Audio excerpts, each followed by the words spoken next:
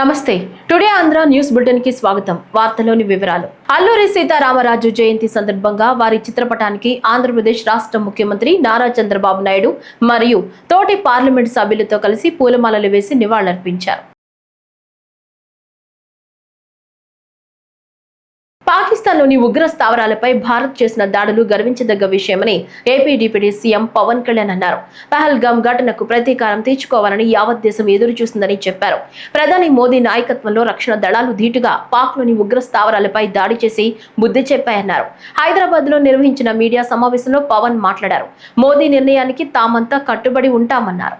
చాలా మందిని మతం పేరు మీద అడిగి చాలా ఘాతుకంగా చంపేశారు. దేశం మొత్తం పుట్టెడు శోకంలో మునిగిపోయింది. నువ్వు హిందువా కాదా అని చెప్పి అడిగి మరీ చంపేసిన విధానం చాలా చాలా దారుణంగా ఉంది. ముఖ్యంగా ఆంధ్రాకి సంబంధించి దాదాపు ఇద్దరు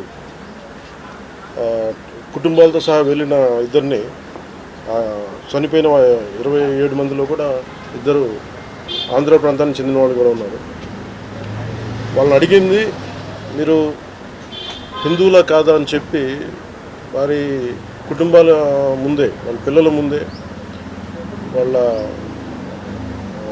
సహధర్మచారుల ముందే మ్యాగజైన్ ఎంటీ చేశారు, తల లేకుండా చేశారు.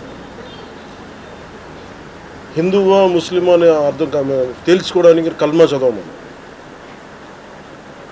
ఇంత ఘాతుకంగా చంపిన తర్వాత దేశం మొత్తం కూడా ఒక డెసిసివ్ యాక్షన్, ఒక బోల్డ్ యాక్షన్ కోసం ఎదురు చూస్తుంది. అది నిన్న రాత్రి జరగటం. ఇలాంటి సమయంలో దాదాపు 9 ప్రాంతాల్లో 15 కిలోమీటర్ల నుంచి దాదాపు 200 కిలోమీటర్ల లోపల వరకు వెళ్ళి భారతదేశ సైన్యం అక్కడున్న మిలిటరీ ఎస్టాబ్లిష్మెంట్స్కి దాడి చేయకుండా, అక్కడున్న సివిలియన్ క్యాజువాలిటీస్ లేకుండా కేవలం ఎవరైతే ఉగ్రవాద సంస్థలు ఉన్నాయో, ముఖ్యంగా ఈ 3 సంస్థల మీద ప్రత్యేకించి దాడులు జరపడం, వాటిని ధ్వంసం చేయడం నిజంగా ఇది భారతదేశంలో ప్రతి ఒక్కరు హర్షించదగ్గ విషయం. ఎందుకంటే 90s నుంచి కూడా కశ్మీర్ అనేది మనకి ఎప్పటి నుంచో Kashmir is an integral part of our nation, as undeniable fact అది. కానీ ప్రత్యేకించి ఈ ఉగ్రవాద మూకలు, పాకిస్తాన్ ప్రేరేపిత ఉగ్రవాద మూకలు, ఇది 90లో కూడా ఇలాగే కశ్మీరీ హిందూస్ని కశ్మీరీ పండిట్స్ని చంపేశారు. ఇట్లాగే చంపేసి కొంతమంది గతంలో కూడా చంపేస్తే అలాగే వాళ్ళని అంత్యక్రియలు చేయడానికి వాళ్ళని శ్మశానం దగ్గర తీసుకెళ్తే అక్కడ కూడా మిగతా కొంతమంది హిందువులను చంపేశారు. సో హిందువుల మీద దాడి అనేది ఇది అనాదిగా జరుగుతూనే ఉంది. కానీ I think it is a right time to take a decisive and bold action. It's a commendable job done by our army personnel and defense personnel, and we have to appreciate them. We'll stand by them under the leadership of Honorable Prime Minister Modi ji. We will stand by you, sir, and whatever you have taken, whatever decision, bold decision you take, we're going to stand by you. చదువుకున్న ఉద్యోగం దొరకని ఈ రోజుల్లో ఇదో వరం. మీ talent కు సరైన వేదిక కోసం ఎదురు చూస్తున్నారా? అయితే ఇది మీకోసమే. రాష్ట్రంలో వేగంగా ఎదుగుతున్న ఐటీ రంగంలో మీకంటూ ఒక ప్రత్యేక స్థానం సంపాదించడానికి, అడ్వాన్స్డ్ టెక్నాలజీస్ లో నిపుణులుగా మారడానికి ఆంధ్రప్రదేశ్ ప్రభుత్వం ఒరాకిల్ తో చెయ్యి కలిపింది. మీ అందరి ఆశలను నిజం చేస్తూ లోకేష్ సమక్షంలో ఒరాకిల్ మరియు ఏపీ నైపుణ్యాభివృద్ధి సంస్థ మధ్య ఒక అద్భుతమైన ఒప్పందం కుదిరింది. ఈ ఒప్పందం ద్వారా ఎంపికైన అదృష్టవంతులైన యువకులకు ఒరాకిల్ యూనివర్సిటీ అందించే విలువైన శిక్షణ ఉచితంగా లభిస్తుంది. ముఖ్యంగా ఎన్నో ఆశలు ఉన్నా, ఆర్థికంగా వెనుకబడి ఉన్న మీలాంటి వారికి, అలాగే తమ కలలను నిజం చేసుకోవాలనుకుంటున్న మహిళలకు ఒరాకిల్ క్లౌడ్ రంగంలో నైపుణ్యాలు సాధించడానికి ఇది ఒక గొప్ప అవకాశం. రాబోయే 3 ఏళ్లలో ఏకంగా 4 లక్షల మంది యువత Oracle my learn digital platform ద్వారా ప్రపంచ స్థాయి శిక్షణ పొందనున్నారు.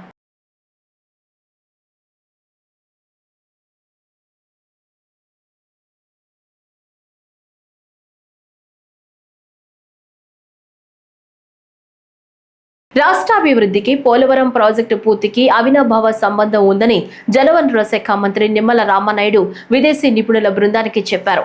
అలాగే జాతీయ స్థాయిలో నదుల అనుసంధానానికి పోలవరం ప్రాజెక్టు పూర్తికి విడదీయలేని పరస్పర ఆధార ప్రాజెక్టులుగా మంత్రి అభివర్ణించారు. అందువలనే ప్రధాని మోదీ, ముఖ్యమంత్రి చంద్రబాబు నాయుడు కూడా పోలవరంపై ప్రత్యేక దృష్టి నిలిపారని మంత్రి వివరించారు. పోలవరం ప్రాజెక్టు పూర్తికి సాంకేతిక సలహాలు ఇవ్వడానికి వచ్చిన విదేశీ నిపుణుల బృందాన్ని మంత్రి నిమ్మల రామనాయుడు కలిశారు. పోలవరం ప్రాజెక్టు నిర్మాణాన్ని యుద్ధ ప్రాతిపదికన పూర్తి చేయాల్సిన అవసరాన్ని నిపుణుల బృందానికి తెలియచెప్పారు. అధికార మార్పిడి అనేది చంద్రబాబు నాయుడు గారితో అభివృద్ధి వైపు వెళ్తే, అధికార మార్పిడి అనేది జగన్మోహన్ రెడ్డి ద్వారా విధ్వంసం వైపు వెళ్ళినటువంటి పరిస్థితి. దానికి ఉదాహరణే మన పోలవరం ప్రాజెక్టు. 2021కి పూర్తవ్వాల్సినటువంటి పోలవరం ప్రాజెక్టు గత వైఎస్ఆర్సీపీ పాలన విధ్వంస ఫలితంగా ఆ రోజు ఉన్నటువంటి ముఖ్యమంత్రి కానీ, ఆ రోజు ఉన్నటువంటి ఇరిగేషన్ శాఖ మంత్రులే స్వయంగా చెప్పారు, పోలవరం ప్రాజెక్టు ఎప్పటికీ పూర్తవుతుందో చెప్పలేమని చెప్పి పోలవరాన్ని ప్రశ్నార్థకం చేసినటువంటి పరిస్థితి గత పాలనలో మనందరం కూడా చూసినటువంటి స్థితి. 2021 జూన్ అన్నారు, 2021 డిసెంబర్ అన్నారు, 2022 జూన్ అన్నారు. మళ్ళీ ఇది పూర్తవుతుందో లేదో చెప్పలేమనేటువంటి స్థితికి పోలవరాన్ని నెట్టేశారని అంటే వాళ్ళ విధ్వంస పాలన ఏ రకంగా ధ్వంసం జరిగింది అనేది మనకు అర్థమవుతున్నటువంటి పరిస్థితి. మళ్ళీ ఈరోజు మీ అందరి ఆశీర్వాదంతో వచ్చినటువంటి తెలుగుదేశం, జనసేన, బీజేపీ, ఎన్డీఏ ప్రభుత్వ కూటమి నారా చంద్రబాబు నాయుడు గారి సారథ్యంలో ఈ పోలవరానికి అత్యంత ప్రాధాన్యత. ఎందుకంటే ఆ రోజు 14-19లో 72% పోలవరాన్ని పూర్తి చేసినటువంటి ముఖ్యమంత్రి చంద్రబాబు నాయుడు గారు మళ్ళీ ఈరోజు అధికారంలోకి వచ్చిన తర్వాత ఆయన ప్రమాణ స్వీకారం చేసినటువంటి తర్వాత మొదటి వారంలోనే మొదటి క్షేత్ర పర్యటన పోలవరం తీసుకున్నారనంటే దీని మీద ఆయనకున్నటువంటి ప్రాధాన్యత, ప్రత్యేకత ఏంటనేది మనందరికీ కూడా అర్థమవుతున్నటువంటి పరిస్థితి. అదేవిధంగా ఏదైతే ఈ యొక్క పోలవరానికి సంబంధించి మరి ఒక షెడ్యూల్ను కూడా, ఎందుకంటే ఆయన ముఖ్యమంత్రిగా ప్రమాణ స్వీకారం చేసిన తర్వాత పోలవరం మీద 3 సార్లు ఆయన విజిట్ చేయడం క్షేత్రస్థాయిలో. మొదటిసారి పోలవరం ప్రాజెక్టు ఇక్కడ ఏ రకంగా విధ్వంసం అయిందో స్వయంగా ఆయనే గమనించడం జరిగింది. రెండవసారి వచ్చినప్పుడు ఒక షెడ్యూల్ని కూడా ఆయనే చాలా క్లియర్గా అనౌన్స్మెంట్ కూడా చేయడం చేసినటువంటి పరిస్థితి. మూడవసారి విజిట్ చేసినప్పుడు ఆ యొక్క షెడ్యూల్ ప్రకారం పనులన్నీ కూడా జరుగుతున్నాయా లేదని క్షేత్రస్థాయిలో పర్యటన చేసి ఇక్కడే రివ్యూస్ చేసి ఆ అధికారులకి, ఆ ఏజెన్సీలకు కూడా సూచనలు ఇచ్చినటువంటి పరిస్థితి కూడా మీ అందరికీ కూడా తెలుస్తున్నటువంటి విషయం.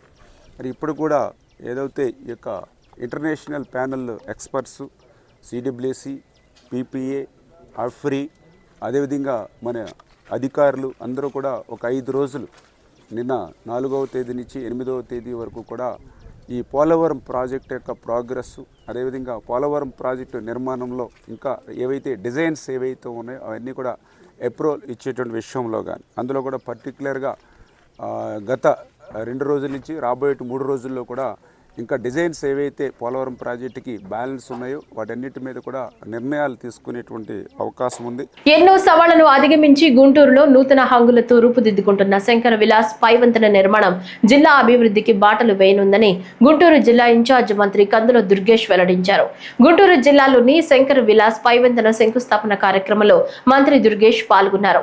ఈ సందర్భంగా మంత్రి కందుల దుర్గేష్ గుంటూరు జిల్లా అభివృద్ధిలో కేంద్ర సహాయ మంత్రి డాక్టర్ పెమ్మసాని చంద్రశేఖర్, స్థానిక శాసనసభ్యుల భాగస్వామ్యాన్ని అభినందించారు.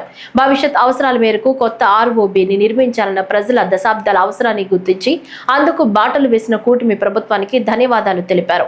ఎంతో కాలంగా ప్రజలందరూ ఎదురు చూసిన బ్రిడ్జ్ నిర్మాణం చేయడం అసాధారణమైన విషయమన్నారు. చరిత్ర కలిగిన ఈ బ్రిడ్జ్ మరెన్నో కాలాల పాటు ప్రజలకు సేవలందిస్తుందన్నారు. గుంటూరు జిల్లా ఎంపీ, కేంద్ర మంత్రి పెమ్మసాని చొరవతో గుంటూరు ప్రజల చిరకాల వాంఛ నెరవేరడం, ప్రస్తుతం తాను గుంటూరు ఇన్ఛార్జ్ మంత్రిగా ఉన్న సమయంలో ఇలాంటి అభివృద్ధి కార్యక్రమం జరగటం తన అదృష్టంగా భావిస్తున్నానన్నారు. 5 సంవత్సరాల కాలంలో మనందరం చూసాం, ఏ రకమైనటువంటి విజన్ లేకుండా డిస్ట్రక్షన్ కి ప్రాధాన్యతనిచ్చి, కక్ష సాధింపుకి ప్రాధాన్యతనిచ్చి కార్యక్రమాలను నిర్వహించినటువంటి 5 సంవత్సరాల అరాచకాన్ని చూసాం.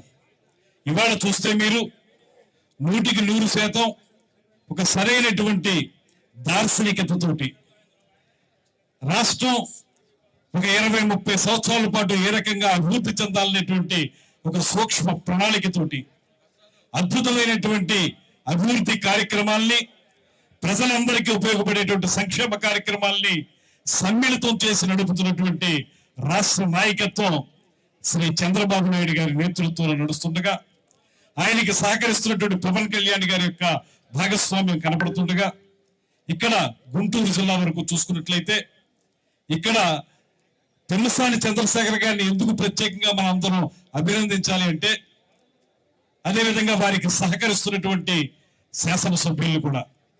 కారణం ఏంటంటే, ఇప్పుడు రాష్ట్రంలో జరుగుతున్నటువంటి అనేక అభివృద్ధి కార్యక్రమాలు, ఆ నియోజకవర్గాలకి పరిమితమైనటువంటి కార్యక్రమాలు, లేకపోతే ప్రభుత్వం అందించేటువంటి పథకాల తాలూకు లబ్ధిని ప్రజలకు అందించేటువంటి కార్యక్రమాలు, చిన్నవో పెద్దవో అభివృద్ధి కార్యక్రమాలు చేస్తున్నటువంటి నేపథ్యంలో అధికారంలోకి వచ్చినటువంటి 10 నెలల కాలంలోనే ఒక బృహత్తరమైనటువంటి కార్యక్రమాన్ని చేపట్టి, అది సాధారణంగా నిర్వహించేటువంటి అభివృద్ధి కార్యక్రమం, సాధారణంగా నిర్వహించేటువంటి లబ్ధి చెందేటువంటి కార్యక్రమం కాదు. ఎంతో కాలంగా ప్రజలందరూ ఎదురు చూసి మరింత కాలం పాటు నిలబడగలిగేటువంటి ఒక నిర్మాణాత్మకమైనటువంటి బ్రిడ్జి నిర్మాణం చేయటం అంటే అది చంద్రశేఖర్ గారి వల్ల మాత్రమే.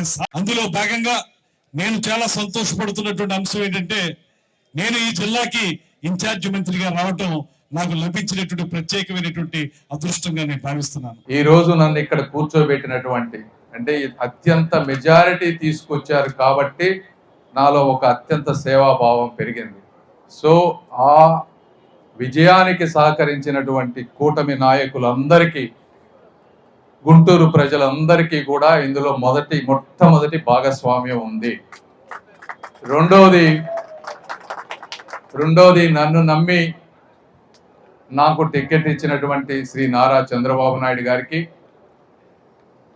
మూడోది, నేను అడిగిన వెంటనే పొన్నూరుకు కానీ తెనాలికి కానీ వచ్చి ప్రజలందరి మధ్యలో నన్ను ప్రోత్సహించినటువంటి శ్రీ పవన్ కళ్యాణ్ గారికి కానీ, అదేవిధంగా ఈ ప్రాజెక్టులన్నీ తీసుకువెళ్ళినప్పుడు దానికి ఏమి క్వైరీ లేకుండా వెంటనే ఇచ్చినటువంటి శ్రీ నితిన్ గడ్కరీ గారికి కానీ, అదేవిధంగా ఒక కేంద్ర ప్రభుత్వంలో ఒక వ్యక్తి వచ్చి ఒక ప్రాజెక్టులు జరుగుతున్నాయంటే ఉట్టిగా అట్లా ఏమి జరగవు. దానికి అనుమతులు ఎక్కడో చాటి నుంచి ఇవ్వండి అని వచ్చినప్పుడు మాత్రమే జరుగుతాయి. దానికి సహకరించినటువంటి శ్రీ ప్రధానమంత్రి మోదీ గారికి, ఇలా ప్రతి ఒక్కరికి కూడా భాగస్వామ్యం ఉంది. రెండోది, బ్రిడ్జి తేవటం అంటే ఓన్లీ బ్రిడ్జి తేవటమే కాదు, దానికి ఆల్టర్నేట్ ట్రాఫిక్ రూట్స్ కావాలి, అందరినీ కోఆర్డినేట్ చేసుకోవాలి, రోడ్డు డెవలప్మెంట్ ప్లాన్స్ చేయాలి. ఇవన్నీ చేయాలంటే ఎమ్మెల్యేల సహకారం లేకుండా, ఇప్పుడు ఒక రోడ్ ఎక్స్టెన్షన్లో పోతాయి అవన్నీ ఎవరు మాట్లాడాలి? ఎమ్మెల్యేలు కూర్చొని మాట్లాడి వాళ్ళందరినీ చేస్తే రోడ్ ఎక్స్టెన్షన్ ఆల్టర్నేట్ రూట్స్ వస్తాయి. కమిషనర్ గారు కానీ, మేయర్ గారు కానీ, కలెక్టర్ గారు కానీ వీళ్ళందరూ కోఆర్డినేట్ చేసినప్పుడు మాత్రమే ఇటువంటి మంచి ప్రాజెక్ట్ అవుతుంది. కాబట్టి క్రెడిట్ నా ఒక్కడికే కాదు, మన అందరిది అని చెప్పి మరొకసారి నేను మనస్ఫూర్తిగా చెప్తా ఉన్నాను. ఇందులో ఆపరేషన్ సింధూర్ విజయవంతం కావడంపై బీజేపీ ఏపీ రాష్ట్ర అధ్యక్షురాలు ఎంపీ దగ్గుపాటి పురంధేశ్వరి హర్షం వ్యక్తం చేశారు. విజయవాడలో మీడియాతో మాట్లాడుతూ ఉగ్రవాద శిబిరాలపై దాడి చేసిన భారత్ ముష్కరులకు సరైన సమాధానం ఇచ్చిందన్నారు. భారత్ దాడులు ఉగ్రవాదానికి చేసిన హెచ్చరికగా భావిస్తున్నామన్నారు. ప్రపంచ దేశాలన్నీ ఉగ్రవాదాన్ని తిప్పికొట్టాలని పిలుపునిచ్చారు. ముష్కరులకు శిక్షణ ఇస్తున్న ఉగ్ర స్థావరాలను ధ్వంసం చేయడం హర్షించదగ్గ విషయమన్నారు. దేశ సైనికులకు ప్రధాని మోదీకి సంపూర్ణ సహకారాన్ని అందించాలన్నారు. ఇవాళ మనమందరం ఒకే గళంతో మాట్లాడుతూ మన భద్రతా దళానికి అండగా నిలబడాలని కోరుకుంటున్నానన్నారు. దేశం కోసం ఆంగ్లేయుల్ని ఎదిరించి పోరాడి దేశానికి స్వాతంత్రం తీసుకురావడానికి వారి జీవితాన్ని వారు అర్పించినటువంటి రోజు ఈరోజు. అటువంటి ఈ రోజున తెల్లవారుజామున 1:48 మన భారత సైన్యం పొరుగు దేశమైనటువంటి పాకిస్తాన్లోకి చొచ్చుకుని వెళ్ళి అక్కడ ఉన్నటువంటి ఉగ్ర స్థావరాన్ని ధ్వంసం చేసినటువంటి విషయం కూడా మనకి తెల్లవారుజామున నిద్ర లేవడంతో మనకు అందినటువంటి సందర్భం. దేశవ్యాప్తంగా కూడా చాలామంది ఈ యొక్క కార్యాచరణ ఏదైతే మన డిఫెన్స్ చేపట్టిందో దాన్ని ప్రతి ఒక్కరూ కూడా భారత పౌరులందరూ కూడా స్వాగతిస్తున్నటువంటి నేపథ్యం.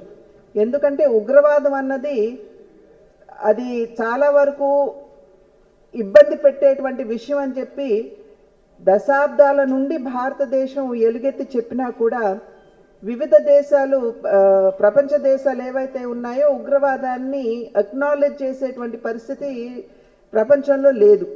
అయితే ఎప్పుడైతే అమెరికా మీద 9/11 దాడి జరిగిందో ఆనాటి నుండి ఉగ్రవాదం అన్నది ఖచ్చితంగా ప్రపంచ దేశాలన్నీ కూడా దాన్ని ఒక రకంగా తిప్పికొట్టవలసినటువంటి అంశం అని చెప్పి ప్రపంచ దేశాలన్నీ కూడా గుర్తించడం జరిగింది.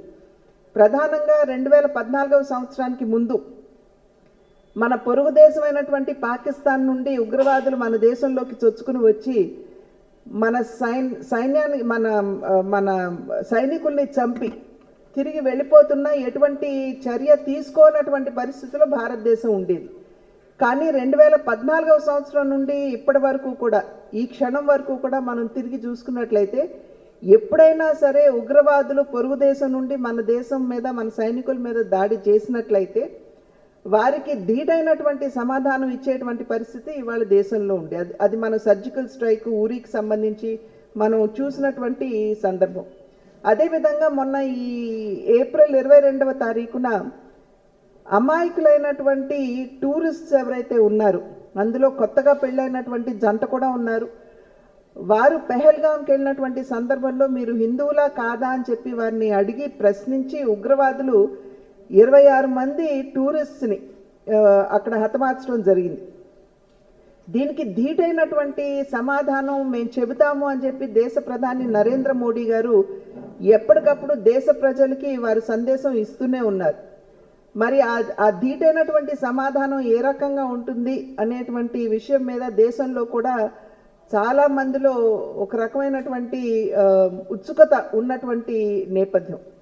అటువంటి సందర్భంలో ధీటైనటువంటి సమాధానంగా ఇవాళ తెల్లవారుజామున మన సైనికులు పాకిస్తాన్లోకి చొరబడి అక్కడ ఉన్నటువంటి 9 ఉగ్రవాద స్థావరాల్ని ధ్వంసం చేయడం జరిగింది. నూతన రైస్ కార్డుల జారీతో పాటు మార్పులు చేర్పులకు సంబంధించి మొత్తం 6 రకాల సేవల నమోదుకు నేటి నుంచి అవకాశం కల్పిస్తున్నట్లు రాష్ట్ర ఆహార మరియు పౌర సరఫరాలు వినియోగదారుల వ్యవహారాల శాఖ మంత్రి నాదెండ్ల మనోహర్ తెలిపారు.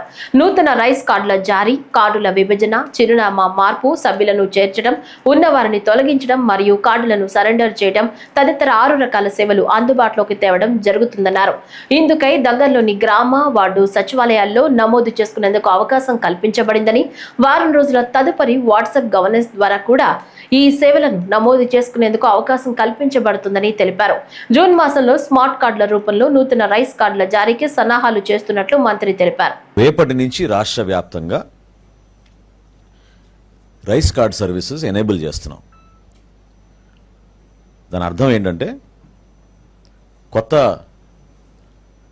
రైస్ కార్డు కోసం దరఖాస్తు చేసుకోవచ్చు. అదేవిధంగా ఒక కుటుంబంలో స్ప్లిట్టింగ్ ఆఫ్ రైస్ కార్డు కూడా పర్మిట్ చేస్తున్నాం. అదనంగా కుటుంబ సభ్యులు చేరినప్పుడు మెంబర్ ఎడిషన్, కుటుంబ సభ్యుల్ని యాడ్ చేసుకునే సౌకర్యం కూడా కల్పిస్తున్నాం. అన్నిటికన్నా ముఖ్యం అడ్రస్ మార్పు కూడా రేపటి నుంచి అవకాశం కల్పిస్తున్నాం. అదేవిధంగా మరణాలు జరిగిన చోట మెంబర్ డెలీషన్ కూడా, కుటుంబ సభ్యుల పేర్లు తొలగించే విధంగా అవకాశం కల్పించాం. చివరిగా గతంలో మీ అందరికీ తెలుసు, ఈ సందర్భంగా గుర్తు చేస్తున్నాను, గౌరవ ప్రధానమంత్రి నరేంద్ర మోడీ గారి పిలుపు మేరకు దేశవ్యాప్తంగా చాలామంది పౌరులు ఎవరైతే అర్హత లేనివారు ప్రభుత్వం నుంచి సబ్సిడీ పొందుతున్నారో గ్యాస్ సిలిండర్ల పైన స్వచ్ఛందంగా వాళ్ళని ముందుకొచ్చి వాళ్ళ పేర్లు డీరిజిస్టర్ చేసుకోమని ఆయన కోరిక మేరకు దేశం మొత్తం కూడా ఒక అద్భుతమైన కార్యక్రమం జరిగింది. అదేవిధంగా మన రాష్ట్రంలో కూడా ఎవరైనా సరెండర్ చేయాలనుకుంటే కార్డ్స్, దీంట్లో 2 ఉన్నాయి. ఒకటి ఇప్పుడే మా కమిషనర్ గారు కూడా నా దృష్టికి తీసుకొచ్చారు. అదేంటంటే భారతదేశంలో సౌత్ ఇండియాలో ఎక్కువగా మనం బియ్యం కన్జంప్షన్ ఉంటుంది కాబట్టి ఒకవేళ వాళ్ళు మైగ్రేట్ అయ్యి ఇతర రాష్ట్రాలకు వెళితే అక్కడ బియ్యం బదులు వాళ్ళు గోధుమ తీసుకునే అవకాశం ఎక్కువ ఉంటుంది. సో ఆ అవకాశం కల్పించడానికి కోసం కూడా ఎవరైనా సరెండర్ చేయాలనుకుంటే మైగ్రేషన్ జరిగితే, ఇంటర్ స్టేట్ మైగ్రేషన్ జరిగితే వాళ్ళకు కూడా ఈ వెసులుబాటు కల్పించే విధంగా సో ఈ 6 సర్వీసెస్, కొత్త రేషన్ కార్డులు, అదేవిధంగా splitting of the card, member edition, అడ్రస్లో మార్పులు, అదేవిధంగా ఎవరైనా మరణిస్తే వాళ్ళ పేర్లు తొలగించే విధంగా, చివరిగా ఎవరైనా సరెండర్ చేయదలుచుకుంటే తప్పకుండా వాళ్ళకు కూడా ఇదొక అవకాశం. సింహాచలం గోడకూలి మరణించిన వారి కుటుంబాలకు వైఎస్ఆర్సీపీ అండగా నిలిచింది. వైఎస్ఆర్సీపీ తరపున బాధితులకు 2 లక్షల పరిహారం ప్రకటించింది. ఈ క్రమంలో బాధిత కుటుంబాలకు పార్టీ నేతలు గుడివాడ అమర్నాథ్, మజ్జి చిన్న శ్రీను, కేకే రాజు 2 లక్షలు అందజేశారు. ఈ సందర్భంగా మాజీ మంత్రి గుడివాడ అమర్నాథ్ మాట్లాడుతూ చనిపోయిన ప్రతి కుటుంబానికి వైఎస్ఆర్సీపీ అండగా ఉంటుందన్నారు. పార్టీ అధినేత వైఎస్ జగన్ ఆదేశాల మేరకు 2 లక్షల ఆర్థిక సహాయం బాధిత కుటుంబాలకు అందించామని, సింహాచలం కొండపై ప్రమాదానికి సంబంధించి దేవాదాయ శాఖ మంత్రి రాజీనామా చేయాలని, ఎండోమెంట్ కమిషనర్ను సస్పెండ్ చేయాలని, చనిపోయిన వారి కుటుంబ సభ్యులకు ప్రభుత్వ ఉద్యోగాలు ఇవ్వాలని కోరారు. చిత్తూరు జిల్లా కేంద్రంలోని జిల్లా ప్రధాన ఆసుపత్రికి రాజన్న ఫౌండేషన్ ద్వారా కార్పొరేట్ సోషల్ రెస్పాన్సిబిలిటీ కింద నూతన అంబులెన్స్ వాహనంను జిల్లా ప్రధాన ఆసుపత్రికి అందించారు. ఈ నూతన అంబులెన్స్ వాహన సేవలను జిల్లా కలెక్టర్ సుమిత్ కుమార్, నగర మేయర్ ఆముద, చిత్తూరు పూతలపట్టు శాసనసభ్యులు Gurajala Jaganmohan, K Muralimohan, Amararaja hospital MD doctor Ramadevi, CUDA chairperson Katari Hemalatha, నగర డిప్యూటీ మేయర్ రాజేష్ కుమార్ రెడ్డితో కలిసి ప్రారంభించారు. ఆసుపత్రిలో లెప్రసీ వార్డును పరిశీలన, జిల్లా ప్రధాన ఆసుపత్రిలో డ్యామేజీ స్టేజ్లో ఉన్న లెప్రసీ వార్డు భవనంను పరిశీలించి ఆ వార్డులో ఉన్న పేషెంట్ల వివరాలు అడిగి తెలుసుకున్నారు. లాస్ట్ 2 months బ్యాక్ 50 లక్షల వరకు సిఎస్ఆర్ మిమ్మల్ని రిక్వెస్ట్ పెట్టడం జరిగింది. 35 lakh అంబులెన్స్ అండ్ 15 lakh కొత్త కోటలో ఒక స్కూల్. సో 2 చోట వాళ్ళు డిస్ట్రిక్ట్ అడ్మినిస్ట్రేషన్స్కి సాయం చేయడం జరిగింది. అండ్ వాళ్ళ సహకారంతో ఈరోజు advance life support ambulance government hospital inaugurate చేయడం జరిగింది. సో ఈ అడ్వాన్స్ లైఫ్ సపోర్ట్ అంబులెన్స్లో అన్ని ఫెసిలిటీస్ ఉన్నాయి. Ventilator facilities as well as advance CRP facility కూడా ఉంది. సో ఆల్ క్రిటికల్ కేసెస్ మనం బేసిక్లీ త్వరగా ఎక్కడ నుంచి రెఫరెన్స్ అవసరం వచ్చి పెట్టుకోవచ్చు. అండ్ స్కూల్ కూడా బేసిక్లీ గుంటుపట్ల కాన్స్టిట్యూన్సీలో కంప్లీట్ అయింది. సో ఈ 2 ఇంపార్టెంట్ యాక్టివిటీస్ కోసం నేను ధన్యవాదం తెలియజేస్తున్నాను. నమస్కారం. ముందుగా రాజన్ ఫౌండేషన్ అధినాయకురాలు మా అక్క గల్లా రుణకుమారి గారికి, వారి కూతురైన రమా అక్క గారికి, వారి సంస్థకు అందరికీ కూడా ధన్యవాదాలు తెలియజేసుకుంటున్నాం. మాకు ఏదైతే అవసరాలు ఉంది అని మా కలెక్టర్ గారు గుర్తించి ఒక అంబులెన్స్ని అడిగిన తక్షణం వారి ఫౌండేషన్ నుండి మాకు స్పాన్సర్ చేయడం వల్ల చాలామందికి ఉపయోగపడుతుంది. కాబట్టి వారికి ప్రత్యేక ధన్యవాదాలు తెలియజేసుకుంటూ, అలాగే ఇలాంటివి ప్రజలకి ఏవైతే అవసరాలు ఉన్నాయో ఎప్పుడైనా మేము అవసరాలు కొద్దిగా అడిగితే ఎప్పుడూ కాదనకుండా సహాయం చేసే ఆ ఫౌండేషను, దాన్ని నడిపించే మా గల్లా అరుణ్ కుమారి గారు, వారి కుటుంబ సభ్యులందరికీ కూడా మరొక్కసారి ధన్యవాదాలు తెలియజేసుకుంటూ, ఇవాళ పాకిస్తాన్పై భారతదేశం ఏదైతే సర్జికల్ స్ట్రైక్ స్టార్ట్ చేశారో భారతీయుల తరఫున నా నియోజకవర్గ ప్రజలు అందరి తరఫున కూడా ఆల్ ద బెస్ట్ ఇండియా తెలియజేసుకుంటూ, మనమందరూ చేరి నరేంద్ర మోడీ గారికి, మన సైనికులకి అండగా ఉంటామని తెలియజేస్తూ ఆల్ ది బెస్ట్ చెప్పండి. Thank you. Bezawada brothers sitting MP Kesineni Sivanath, మాజీ ఎంపీ కేశినేని శ్రీనివాస్ మధ్య పోరు మరింత ముదిరింది. సోషల్ మీడియా వేదికగా ఎంపీ కేశినేని శివనాథ్ అలియాస్ చిన్నీపై మాజీ ఎంపీ కేశినేని నాని తీవ్ర విమర్శలు చేస్తున్న విషయం తెలిసిందే. ఏప్రిల్ 22న మొదలుపెట్టిన ఈ యుద్ధం నిరాటంకంగా కొనసాగిస్తున్నారు. తనను జగన్ గూఢాచారిగా పేర్కొంటూ ఎంపీ చిన్ని విమర్శలను తిప్పికొడుతూ తాజాగా మరో పోస్టు పెట్టారు మాజీ ఎంపీ నాని. ఏప్రిల్ 22న తన ఫేస్బుక్ అకౌంట్ ద్వారా ఎంపీ కేశినేని చిన్నిపై మాజీ ఎంపీ నాని తీవ్ర ఆరోపణలు చేస్తూ యుద్ధం మొదలుపెట్టారు. అప్పటి నుంచి రోజు ఏదో ఒక పోస్టు ద్వారా తమ్ముడిని లక్ష్యంగా చేసుకుంటున్నారు. ఇద్దరు సొంత అన్నదమ్ములైన వారి మధ్య రాజకీయంగా, కుటుంబ పరంగా తీవ్ర విభేదాలున్నట్లు చెప్తున్నారు. గత ఎన్నికల్లో తమ్ముడి చేతిలో ఓడిపోయిన మాజీ ఎంపీ కేశినేని నాని కొంతకాలంగా సైలెంట్ గా ఉన్నారు. రాజకీయాల నుంచి తప్పుకుంటున్నట్లు ప్రకటించారు. ఇక గత 15 రోజులుగా ఆయన తన సోషల్ మీడియా అకౌంట్ల ద్వారా విజయవాడ ఎంపీపై తీవ్ర ఆరోపణలు గుప్పిస్తుండడం చర్చనీయాంశం అవుతోంది. నేను ఇవాళ ఉదయం ప్రెస్ మీట్ పెడదాం అనుకున్నాను. దురదృష్టవశాత్తు దేశం మనకు ముఖ్యం, దేశం ముఖ్యం. ఇవాళ దేశంలో దాడి జరుగుతుంది, దేశం శత్రు దేశాల మీద దాడి చేస్తుంది. అటువంటి దాడి సమయంలో చెప్పడం కరెక్ట్ కాదు. మనం పిచ్చి రాజకీయాలు మాట్లాడుకున్నాం. తప్పకుండా మీ అందరి ముందుకి నిన్న ఒంట్లో బాగోపోయినా హైదరాబాద్ నుంచి వచ్చిందే దాని గురించి వాళ్ళు ఉదయం 9:30 ప్రెస్ మీట్ పెడదామని. కానీ దేశ సమగ్రతకు సంబంధించిన విషయం కాబట్టి రేపు కానీ ఎల్లుండి కానీ మీ అందరికీ వాస్తవాలు తెలియజేస్తాను. నేను ఎక్కడో దాక్కుని ఎక్కడో సోషల్ మీడియాలో పోస్టులు పెట్టే రకం కాదు. మొన్న కూడా మీరు చూశారు నా మీద చంద్రబాబు నా యొక్క అభివృద్ధిని చూసి ఏదో దాడులు చేస్తుంటారు. అవన్నీ కూడా ఇవాళ కాదు, దేశం దాడిలో చేస్తున్న ఈ సమయంలో రాజకీయాలు మాట్లాడటం కరెక్ట్ కాదు. రేపో ఎల్లుండో మీ అందరి ముందు నేనేంటనేది, నేను ఏం జరుగుతుందనేది నేను అందరికీ తెలియజేస్తాను. ఆపరేషన్ సింధూర్ పై ప్రత్యేక బ్రీఫింగ్. కల్నల్ సోఫియా ఖురేషి మాట్లాడుతూ భారత సాయుధ దళాలు మే 6, 7 రాత్రి తెల్లవారుజామున 1:05 నుంచి 1:30 మధ్య ఆపరేషన్ సింధూర్ నిర్వహిస్తాయని అన్నారు. పాకిస్తాన్ ఆక్రమిత కాశ్మీర్లో 9 ఉగ్రవాద శిబిరాలను ధ్వంసం చేశాయని తెలిపారు. Indian Armed Forces to deliver justice to the victims of Pahalgam terror attack and their families. 9 terrorist camps were targeted and successfully destroyed.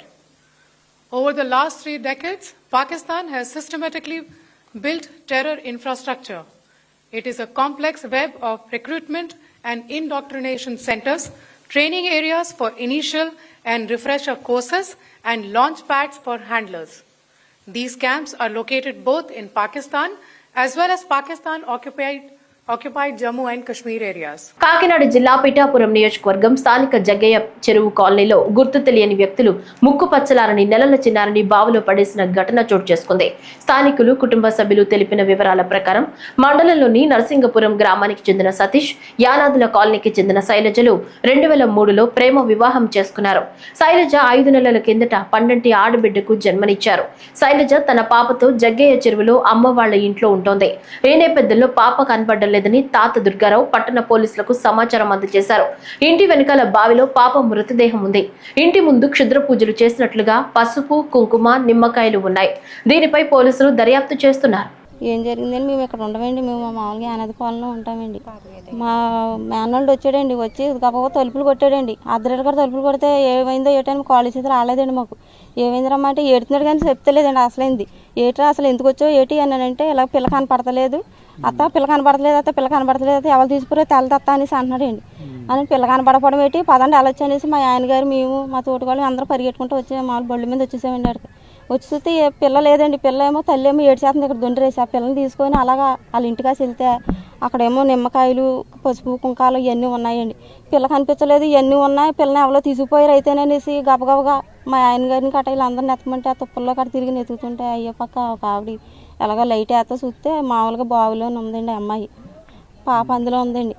ఉంటే పాపం కాబడికే మా ఆర్బస్ గారు ఆయన గారు వెళ్ళి పోలీస్ స్టేషన్కి వెళ్ళి రిపోర్ట్ ఇచ్చేసారండి. అది కానిస్టేబుల్ వీళ్ళు అందరూ వచ్చారండి. వచ్చి ఆయనే దిగి తీసారండి కానిస్టేబుల్. అసలు ఏం జరిగిందో ఏంటంటే అమ్మ శైలజ పిల్లకి పాలేడదానికి చెయ్యేమో తడివేలేకి చింతలు కనపడలేదు పిన్ని పెద్దమ్మ అనేలేకి ఎలా జరిగింది ఏంటి అనేలేకి ఇలా జరిగిందండి. పిల్లలు మరి ఎవరు తీసుకెళ్ళిపోయారో కూడా తెలియలేదండి. మేము గబగబా బయటకు వచ్చేసేలేపుకి పసుపు, కుంకుమ, నిమ్మకాయ పెట్టేసి ఉన్నాయండి. మరి ఆ సంగతి ఎవరు చేశారో కూడా మాకు తెలియదండి.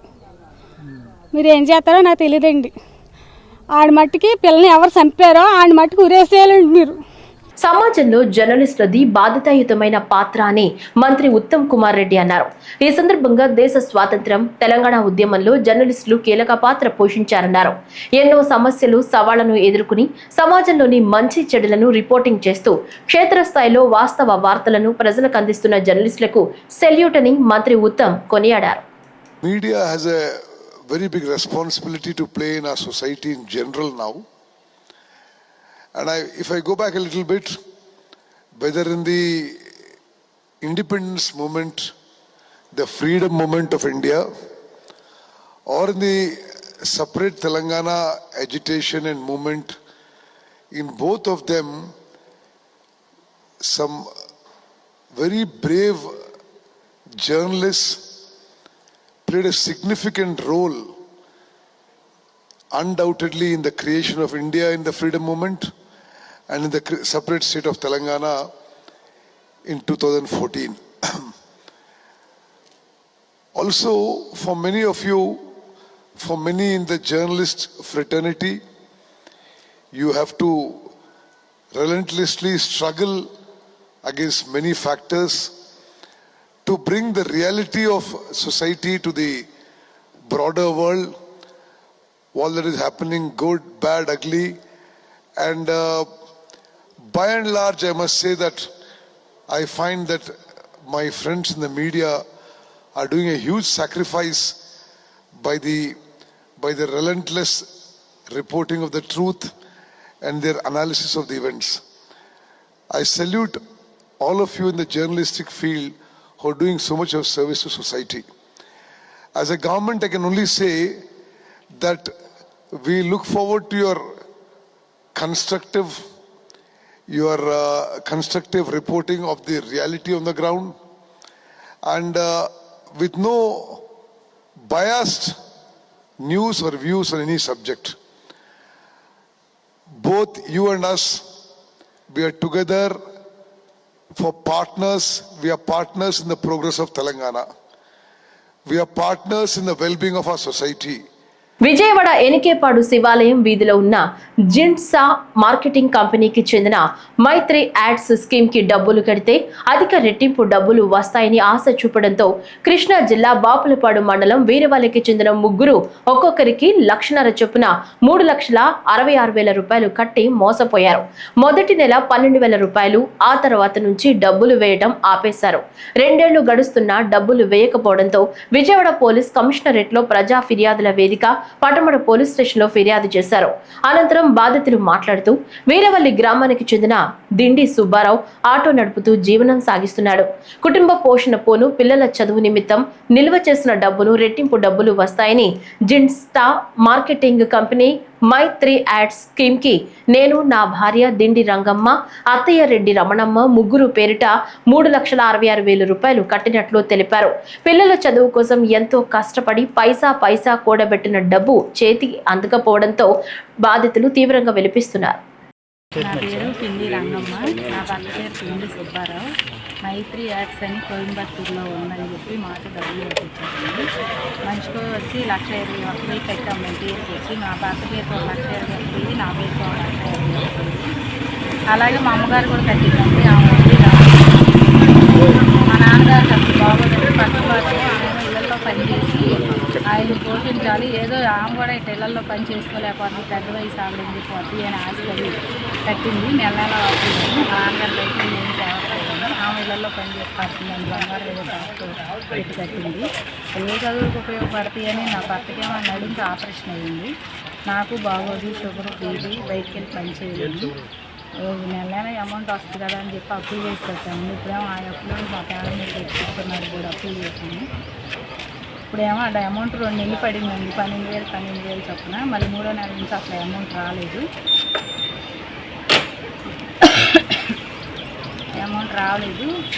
మా ఎస్సీ కోడ్ వల్ల ఆగిందని చెప్పి అయ్యని చెప్పి ఆపారండి. ఇప్పుడు వరకు ఒక రూపాయి కూడా మాకు రాలేదండి. మాకు దయచేసి ఇక్కడ మేము స్పందనలో పెట్టాము. స్పందన నుంచి పనమడ పోలీస్ స్టేషన్కి వెళ్ళమన్నారు. ఇక్కడ ఎస్సీ గారు దర్యాప్తు చేస్తున్నారు. మాకు దయచేసి మా డబ్బులు మాకు చేయమని. ఈ వార్తలు ఇంతటితో సమాప్తం. నమస్కారం.